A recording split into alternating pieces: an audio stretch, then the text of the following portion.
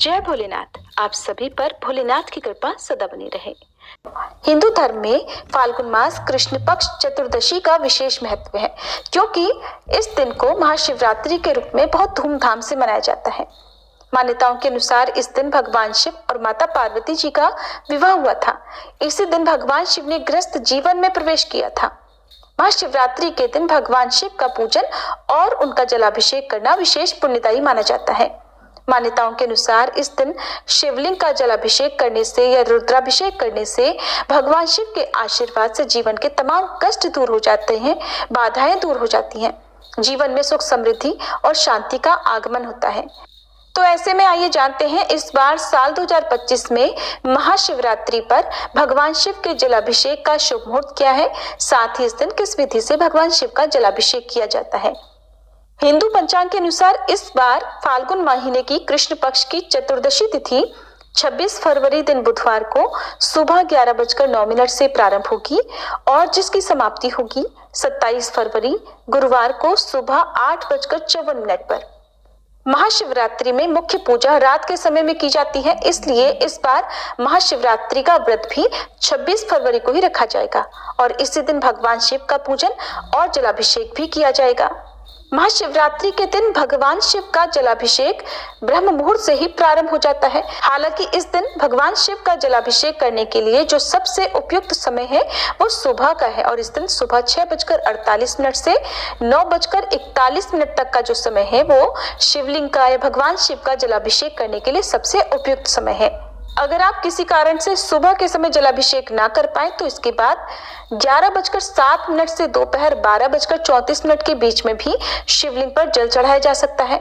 इसके अलावा दोपहर में 3:26 से शाम 6:09 तक का समय और फिर रात में 8:53 से मध्य रात्रि 12:01 तक भगवान शिव की पूजा और जलाभिषेक का शुभ मुहूर्त रहने वाला है।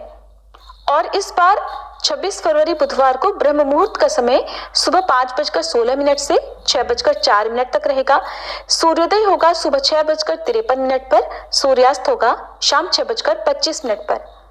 इस बार महाशिवरात्रि का पर्व बहुत ही दुर्लभ और शुभ योगों में मनाया जाएगा, जिसमें शिव योग और सिद्धि योग है। शिव योग रात 11:41 तक रहेगा और उसके बाद में सिद्धि योग प्रारंभ हो जाएगा। अमृत काल का समय सुबह 6:02 से 7:31 तक रहेगा। राहु काल जो कि अशुभ मुहूर्त माना जाता है दोपहर 1:30 से 3 तक रहेगा। इसके अलावा इस बार महाशिवरात्रि के दिन भद्रा भी लग रही है और भद्रा सुबह 11:08 से रात 10:05 तक रहेगी। भद्रा को बहुत ही अशुभ मुहूर्तों में गिना जाता है। भद्रा जब तक रहती है तब तक कोई भी शुभ काम करने से बचा जाता है, लेकिन हर बार भद्रा अशुभ हो ये जरूरी नहीं, क्योंकि भद्रा का वास निर्भर करता है कि कहाँ पर है। इस बार क्योंकि भद्रा का वास पाताल में रहने वाला है और जब पाताल में भद्रा का वास होता है या स्वर्गलोक में भद्रा का वास होता है तो वो पृथ्वी लोक पर अशुभ नहीं मानी जाती। और वैसे भी इस बार शिवरात्रि का महासंयोग है तो भद्रा का कोई भी अशुभ प्रभाव महाशिवरात्रि के दिन नहीं पड़ने वाला है। आप पूजा पाठ या जलाभिषेक आराम से कर सकते हैं। महाशिवरात्रि के व्रत में रात के समय या प्रदोष काल के समय मुख्य पूजा की जाती है। तो अब आपको बताते हैं निशिता काल मुहूर्त, प्रदोष काल और 4 पहर की पूजा के मुहूर्त के बारे में। 26 फरवरी बुधवार को प्रदोष काल मुहूर्त रहेगा शाम 5:40 से 7:10 तक। निशिता काल मुहूर्त रहेगा रात 12:09 से 12:59 तक। तो जो भी भक्त उपवास रखने वाले हैं उन भक्तों को इन मुहूर्तों में जरूर पूजा करनी चाहिए। हो सके तो जितने भी शुभ मुहूर्त हैं उन सभी में पूजा कर लें। यदि संभव ना हो तो किसी भी एक मुहूर्त में, चाहे प्रदोष काल हो या निशिता काल मुहूर्त हो, आप पूजा या जलाभिषेक या फिर रुद्राभिषेक भी करना चाहते हो तो कर सकते हैं। अब जानिए 4 पहर की पूजा के शुभ मुहूर्त के बारे में। तो प्रथम पहर पूजा समय रहेगा शाम 6:19 से रात 9:26 तक। दूसरे पहर की पूजा का शुभ मुहूर्त रहेगा रात 9:26 से मध्य रात्रि 12:34 तक। तीसरे पहर की पूजा का मुहूर्त मध्य रात्रि 12:34 से अगले दिन सुबह यानी 27 फरवरी को सुबह 3:41 तक। चौथे और अंतिम पहर की पूजा का शुभ मुहूर्त सुबह 3:41 से 6:48 तक रहेगा। महाशिवरात्रि में चतुर्दशी तिथि की मध्यरात्रि से लेकर अगले दिन तक पूजा की जाती है। जो भक्त होते हैं वो रात भर जागरण करके चारों पहरों में पूजा करते हैं, जलाभिषेक करते हैं या अलग अलग सामग्रियों से भगवान शिव को प्रसन्न करते हैं। जिनके लिए सभी मुहूर्तों में पूजा करना संभव हो वो सभी चारों पहरों में पूजा कर सकते हैं। जो लोग ऐसा न कर सके वो प्रथम पहर और अंतिम पहर में भी पूजा कर सकते हैं। महाशिवरात्रि में सारा दिन व्रत रखकर अगले दिन जल चढ़ाने के बाद ही व्रत खोला जाता है। तो इस बार 26 फरवरी को शिवरात्रि का व्रत रखकर 27 फरवरी दिन गुरुवार को व्रत खोला जाएगा और व्रत खोलने का जो शुभ मुहूर्त है वो इस दिन सुबह 6:53 से 8:54 तक रहेगा। ध्यान रखें, हमेशा अगले दिन सूर्योदय के बाद ही अन्न ग्रहण करना चाहिए। बहुत से लोग निराहार रहकर, निर्जल रहकर व्रत रखते हैं, तो उन्हें सुबह की पूजा करने के बाद और जल चढ़ाने के बाद ही अपना उपवास खोलना चाहिए।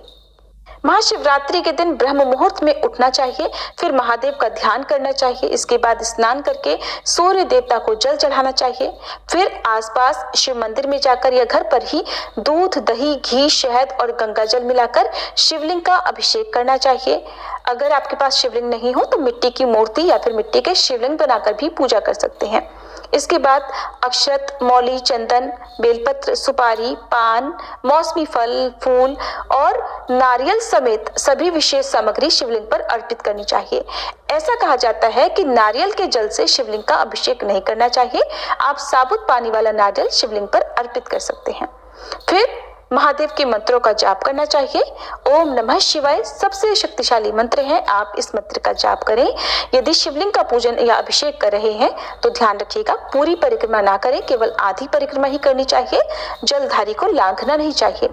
फिर धूप दीप जलाकर महादेव को फल, मिठाई समेत जो भी सात्विक चीजें हैं उनका भोग लगाना चाहिए।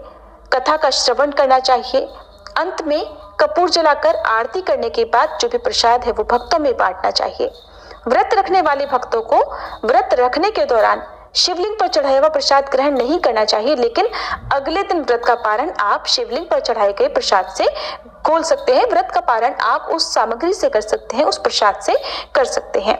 इस दिन अपनी सामर्थ्य के अनुसार आप दूध, दही, घी या जो भी सामग्री का दान आप कर सकते हो उसका दान जरूर करें। नंदी बैल की पूजा करें। नंदी बैल के समक्ष भी घी का दीप जलाएं। नंदी बैल पर एक मुट्ठी साबुत हरे मूंग अर्पित करने से जिसकी जैसी कामना हो वो पूर्ण हो जाती है। आपकी जैसी कामना हो या आपके जीवन में जो भी समस्या, जो बाधा आ रही हो उसे दूर करने के लिए सच्चे मन से महादेव से प्रार्थना करें और शिवलिंग के समक्ष बैठकर ओम नमः शिवाय मंत्र का यथासंभव जाप करें। शिव चालीसा का पाठ करें। रोगों से मुक्ति पाने के लिए महामृत्युंजय मंत्र का जाप करें और भगवान शिव सहित माता पार्वती जी का भी पूजन करें। यदि कुंवारे लोग इस दिन विवाह की इच्छा से व्रत रखते हैं, पूजन करते हैं, तो उनके विवाह में आ रही बाधाएं दूर होती हैं। और यदि दाम्पत्य जीवन में मधुरता लाने के लिए पूजा करते हैं तो आप इस दिन कोई भी मीठी चीज शिवलिंग पर जरूर अर्पित करें। जैसे गुड़ या घी आप जल में डालकर शिवलिंग पर अर्पित कर सकते हैं। ये थी आज की वीडियो। अगर आपको जानकारी पसंद आई हो तो वीडियो को लाइक करना मत भूलिएगा। श्री शिवाय नमस्तुभ्यम।